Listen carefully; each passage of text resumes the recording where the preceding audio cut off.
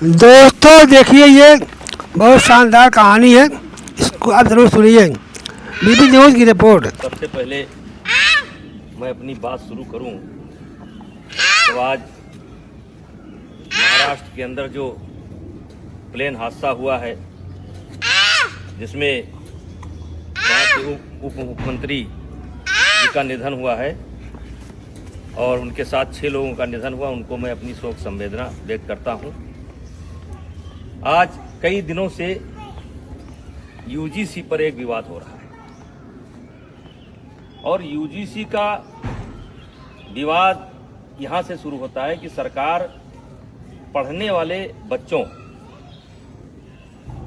के बीच में जो सवर्ण बच्चों के द्वारा कभी कोई घटना घट जाती है, उसको लेकर के दलित और ओबीसी बच्चों के संरक्षण के लिए एक कानून लेकर के आई है, जिसके कारण बड़ी भ्रामक स्थिति हो गई है और आज देश में बड़े पैमाने पर विरोध हो रहा है।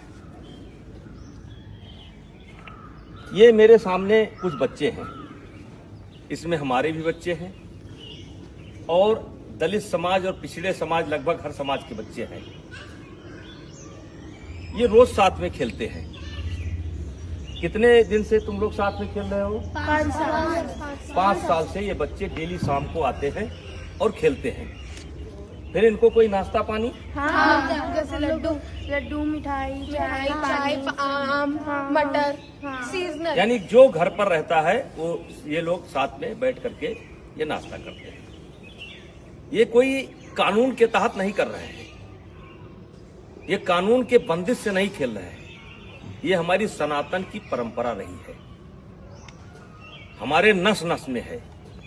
पंडित दीनदयाल जी ने कहा था कि जो नीचे हैं उनको ऊपर लाना है, और यही हमारी सनातन परंपरा है, यही हमारी सवर्ण परंपरा है कि जो नीचे हैं उनके साथ भेदभाव ना करना, ऊपर लेकर के आना। इसका मिसाल ये किसी कानून के तहत नहीं हो रहा है।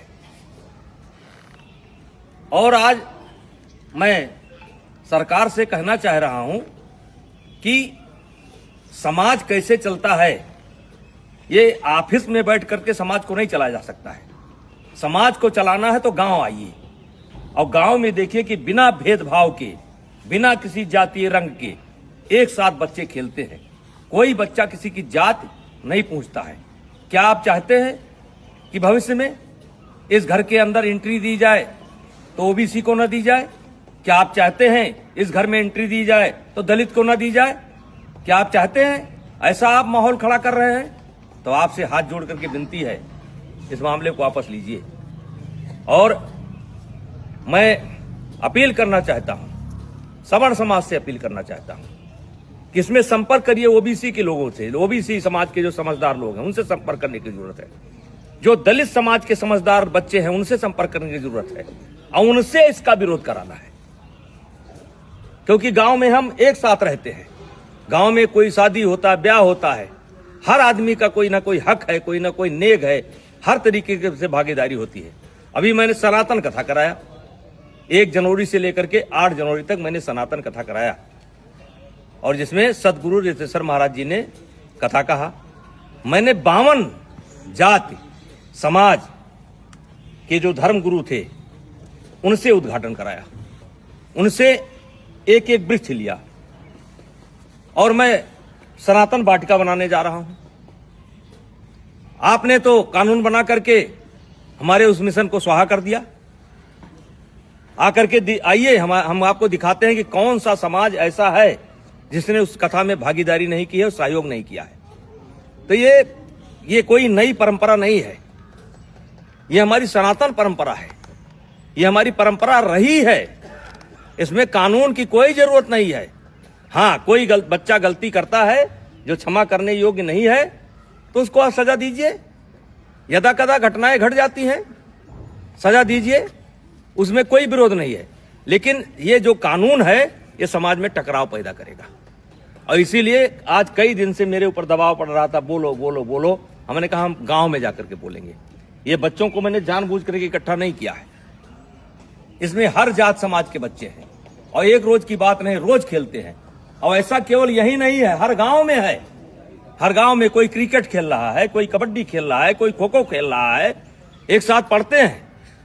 वैसे भी इसके पहले आपने कानून बनाए, दलितों के ऊपर अत्याचार ना हो इसके लिए कानून बनाए।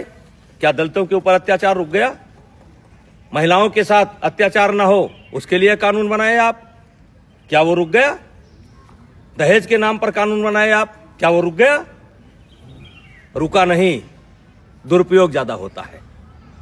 जहां ऐसे कानूनों की समीक्षा की बात होनी चाहिए, अब पता नहीं किस मंशा से अधिकारी बैठ करके ऑफिसों में निर्णय ले लेते हैं। अब वो चाहते हैं कि ये बच्चे अगर दोस्ती करें तो जात देख करके करें, वर्ग देख करके करें। तो मैं इस कानून के पूर्णतः विरोध में हूं। अगर जरूरत पड़ेगी तो आंदोलन होगा, लेकिन आंदोलन में केवल क्षत्रिय नहीं होंगे, सनातन धर्म के मानने वाले सब होंगे, दलित भी होंगे, पिछड़े भी होंगे। ऐसे कानून की जरूरत नहीं है जो कानून हमको बांटता हो। ऐसे कानून की जरूरत नहीं है। तो कृपया हाथ जोड़ करके विनती है, मैं बहुत छोटा आदमी हूं, मैं जानता हूं कि इसका असर पता नहीं आप पर पड़े कि ना पड़े, लेकिन ये गांव ऐसे नहीं चलता है। अगर इस लोकतंत्र को जिंदा रहना है तो गांव में क्या हो रहा है इसको देखना पड़ेगा। ऑफिस में बैठ करके आप गांव को नहीं देख सकते। तो कृपया यह बंद करिए। सवर्णों के बीच में झगड़ा होता है, ब्राह्मणों ठाकुरों के बीच में भी झगड़ा होता है, दलितों के बीच में झगड़ा होता है। कहां तक आप कानून बनाएंगे?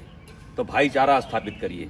और ये जो कानून है ये समाज को फाड़ फाड़ कर देगा, और इससे आने वाले समय में देश का बहुत नुकसान होगा, राष्ट्र का बहुत नुकसान होगा, समाज बढ़ जाएगा। कृपया हाथ जोड़ करके विनती है, ऐसे कानून न लावें। कहने को तो बहुत कुछ इच्छा है, बोला जा सकता है, लेकिन बोलने की कोई आवश्यकता नहीं है। इस कानून से ये बच्चे बढ़ जाएंगे,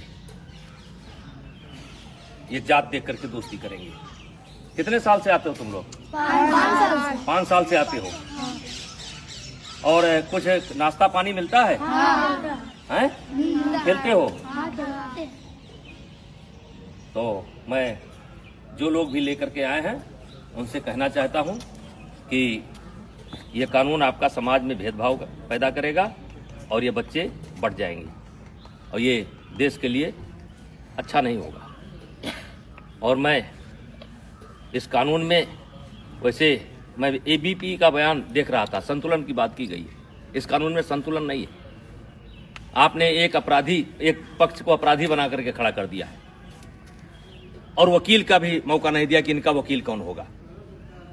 तो जो गलत करता है उसको सजा मिलनी चाहिए, चाहे क्षत्रिय समाज का हो, चाहे ब्राह्मण समाज का हो, चाहे किसी समाज का हो, वो सजा का हकदार है। उसका कोई समर्थन नहीं करेगा, हमारा कोई समाज समर्थन नहीं करेगा। लेकिन आप ये बच्चों में भेदभाव मत पैदा करिए, स्कूलों में भेदभाव मत पैदा करिए। और मैं फिर अपील करना चाहता हूं दलित समाज के बच्चों को, जो पढ़े लिखे बच्चे हैं उनको अपील करना चाहता हूं, ओबीसी समाज के बच्चों को अपील करना चाहता हूं। ये देश हम सबका है, और इस देश में सौहार्द बनाए रखना हम सबकी जिम्मेदारी है। तो कृपया ऐसे कानून का समर्थन न करें। धन्यवाद।